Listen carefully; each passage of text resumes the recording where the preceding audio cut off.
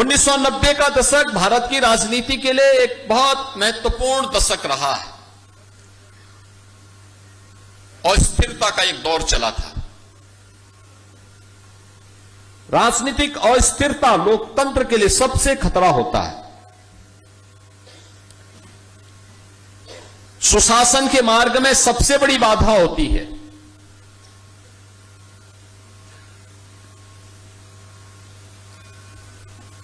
आम जन को उसकी आवश्यकताओं से वंचित करने की साजिश का एक हिस्सा होता है। आपने देखा होगा 89 के बाद 91, फिर 96, फिर 98, फिर 99, लगातार चुनाव। राजनीतिक अस्थिरता को स्थिरता में बदल करके समन्वयवादी राजनीति को आगे बढ़ाने का काम श्रद्धेय अटल बिहारी वाजपेयी जी ने किया। आज भारत के अंदर जो सुशासन दिखता है, आदरणीय प्रधानमंत्री श्री नरेंद्र मोदी जी ने 25 दिसंबर की तिथि को, श्रद्धेय अटल बिहारी वाजपेयी जी की जन्म तिथि को देश के अंदर सुशासन दिवस के रूप में इसीलिए आयोजित करवाया क्योंकि राजनीतिक अस्थिरता से स्थिरता के दौर को लाना और सुशासन के लक्ष्यों को प्राप्त करना। 3 बार भारत के प्रधानमंत्री अटल जी थे। विदेश मंत्री के रूप में उन्होंने काम किया और एक निष्कलंक छवि के रूप में देश को उन्होंने अपना यशस्वी नेतृत्व दिया। कारगिल युद्ध में अटल जी के बारे में जो कहा जाता था कि कवि हृदय हैं, सहज हैं, सरल हैं, ये युद्ध लड़ पाएंगे।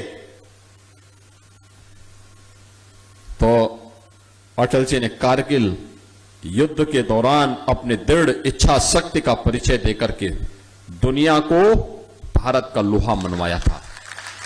याद करिए, उस समय अमेरिका के राष्ट्रपति भारत को बार बार कहते थे कि नहीं, आप एक बार अमेरिका आइए, भारत और पाकिस्तान मिलकर के इसका समाधान निकालें। अटल जी ने कहा, मैं भारत तब तक नहीं छोड़ सकता जब तक एक भी दुश्मन भारत की धरती पर रहेगा, भारत की सीमा के अंदर रहेगा। और पाकिस्तान दुम दबा करके कैसे जान की भीख मांगता था अमेरिका के अंदर, ये गिरा रहा था, ये दुनिया ने देखा है। ये अटल जी की दृढ़ इच्छा शक्ति का परिचय कारगिल युद्ध के दौरान भी देश ने देखा है। देश के अंदर इंफ्रास्ट्रक्चर कैसे होना चाहिए, या देश के अंदर अन्न योजना कैसे होनी चाहिए, देश के ग्रामीण क्षेत्र की अर्थव्यवस्था के लिए क्या कुछ किया जाना चाहिए, ये सब कुछ देन अटल जी की है। अटल जी ने अपने सार्वजनिक जीवन की शुरुआत डॉक्टर श्यामा प्रसाद मुखर्जी जी के साथ प्रारंभ किया था। कश्मीर में धारा 370 को समाप्त करने परमिट सिस्टम को समाप्त करने के खिलाफ उनका आंदोलन चला था।